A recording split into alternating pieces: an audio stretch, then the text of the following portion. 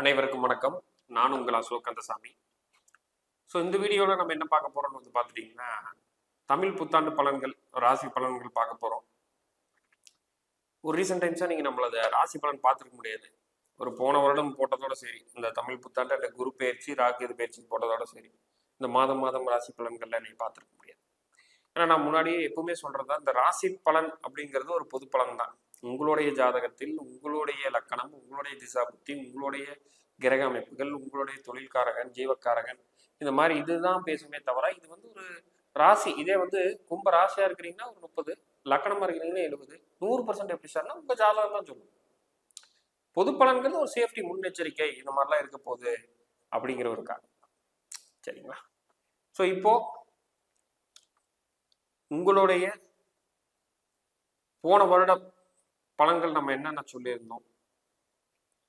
First of all நிறைய பேர்த்துக்கு வந்து பார்த்துட்டிங்கன்னா தவறான முதலீடு பண்ணி பணங்கள் இழப்பது, இல்லை போட்ட இடத்துல பணம் அப்படியே இருப்பது. முக்கியமாக லேண்டை வந்து சேல் ஆகலைங்க, அப்படியே நிற்கிதுங்க. பாரு பிரச்சனையாகவே இருக்குது. லேண்டுன்னு நான் போனாலே பிரச்சனையாக இருக்குது. பூர்வீக சொத்து வந்து பிரச்சனையாக இருக்குது. அண்ணன் தம்பிக்குள்ள பிரச்சனை, இந்த மாதிரி நிறையா விஷயங்கள். திடீர் ஆக்சிடென்ட் ஆகிறது, ஜாப் போட்டு நிற்கிறது, இந்த மாதிரி வந்து தொடர் பிரச்சனைகள்ல வந்து பாத்தீங்கன்னா கண்டிப்பாக சந்திச்சு கொண்டிருந்த கும்பராசி நேயர்கள், அதுவும் மெயினா லக்கணம். இப்ப கடந்த ஒரு 6 மாதமா கொஞ்சம் கிளியரா இருக்கும். கொஞ்சம் வருமானங்கள்ல நின்று வருமானங்கள் வர ஆரம்பிச்சிருக்கும். நிறைய பேர் பங்கு சந்தையில் அதிகமாக இழந்திருப்பீங்க. ஸோ அதான் ஃபினான்ஷியல் அஸ்ட்ராலஜின்னு சொல்லி நான் ஒரு தனியாக போட்டிருப்பேன். ஏகே பிரசன்ன ஜோதிடம்னு அடிச்சிங்கன்னா தெரியும். ஏகப்பட்ட பேர் அந்த கும்ப ராசி மெயினா வந்து இந்த கடந்த வந்து பங்கு சந்தையில் ஈடுபட்டவர்கள் கண்டிப்பாக பெரும் இழப்புல இருந்திருப்பீங்க. அப்போ முதல்ல நம்ம ஜாதகத்துல அதுக்கான அமைப்பு இருக்கான்னு செக் பண்ணிட்டு உள்ள போகணும். ஏன்னா அதெல்லாம் 95% பணம் இழப்பவர்கள், 5% லாபம் எடுப்பவர்களா இருக்க போது அதுல முக்காவாசி பேர் கும்பராசியா தான் இருப்பீங்க. அப்போ அதை ரொம்ப நம்ம வந்து கவனத்துக்குள்ள கொண்டு வரணும். சரி சார் முடிஞ்சதெல்லாம் போகுது சார், தயவு செஞ்சு அதை ரீகால் பண்ண வேண்டாம். இப்போ நடக்க போறது சொல்லுங்கன்னு சொல்றது வந்து எல்லாத்தோட எதிர்பார்ப்பு தான். ஸோ இப்போ மறுபடியும் நம்ம என்ன சொல்ல போறோம், 3ல் இருக்கக்கூடிய குரு 4க்கு போறாரு. லேண்டு விற்கணும்னு நினைக்கிறவங்களுக்கு எல்லாமே வந்து பார்த்தீங்கன்னா கண்டிப்பாக சுபகாரியங்கள் எல்லாமே நல்லது நடக்கும். அதை விற்று இன்னொரு இடத்துல வாங்குவீங்க, பெரிய வீடு கட்டுவீங்க. வீடு பாதி வேலையில் நின்றுட்டு இருக்கிறது, ரொம்ப நின்றதுல வீட்டுக்கு ஏற்ற மாதிரியான லோன்கள் கிடைக்கும். அது சுப லோன்களாக கிடைக்கும். அது என்ன சார் சுபம் அசுபம்? ஒரு லெவலுக்கு மேலே வட்டிக்கு மேலே வாங்கினீங்கன்னா அது அசுப கடன். பேங்க்ல வந்து ஒரு 80 பைசா 75 பைசால வாங்கினீங்கன்னா அது சுப கடன். வீடு கட்டுவீங்க, தாய் மூலியமாக வரவுகள் வரும், வெளிநாட்டு மூலியமாக வேலை வாய்ப்பு கிடைக்கும், அது மூலியமா இன்கமும் வரும். ஸோ இந்த மாதிரியான விஷயங்கள் எல்லாமே வந்து பார்த்தீங்கன்னா இனி வரக்கூடிய ஆண்டுகள் இருக்கும். ஓவராலாக கும்பராசிக்கு ரொம்ப வந்து என்னன்னா கெட்ட காலமாக முடிஞ்சு இனி நல்லா தான் நடக்க போகுதுங்கிற மாதிரி இருக்கும். பட் இதுல விதி என்ன தெரியுங்களா? ஒரே ஒரு விதி. கன்னியிலையும் ரிஷபத்திலையும் யாருக்கெல்லாம் சுக்கிரன் குரு சனி இருக்கோ கண்டிப்பாக தொழில் தடை, மனைவியோட சண்டை, விவாகரத்து வரைக்கும் போறது,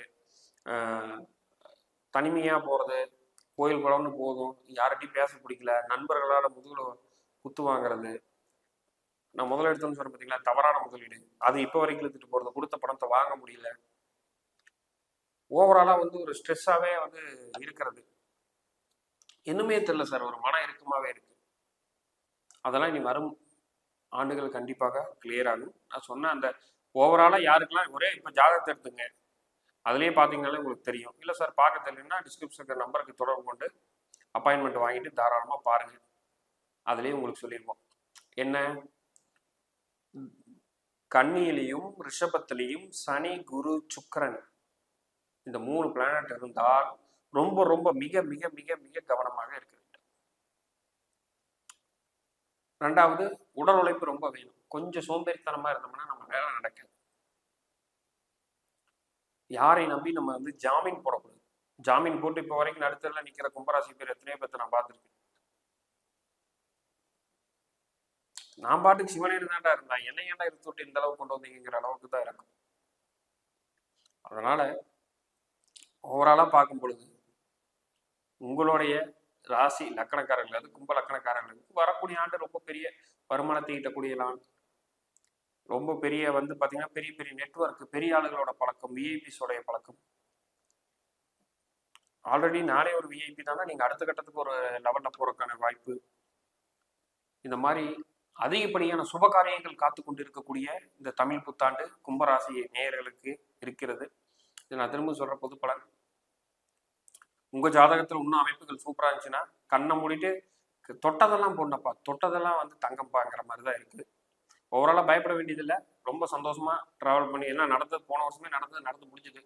இனிமேலாவது நம்ம யாரையும் நம்பி போகாமல், ஜாமீன் போடாமல், தவறான முதலீடு பண்ணாமல் கரெக்டாக இருப்பேங்கிறத நீங்கள் கண்டிப்பாக நீங்கள் நம்பலாம்.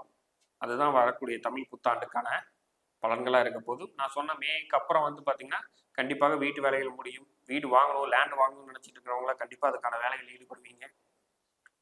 அதுலேயும் செவ்வாய் சுக்கிரன், செவ்வாய் சூரியன், செவ்வாயோட சுபக்கூட்டில் உள்ள ஜாதகம் 100% தான் வாங்கிடுவீங்க. இதெல்லாம் யோசிக்காம நம்ம சொல்லலாம். ஸோ உங்களுடைய கும்பராசி நேயர்களும் லக்கணக்காரர்களுக்கும் வரக்கூடிய ஆண்டு சுப ஆண்டுகளாக அமைய வாழ்த்துகிறேன். மீண்டும் இன்னொரு அற்புதமான வீடியோவில் சந்திப்போம். நன்றி, வணக்கம்.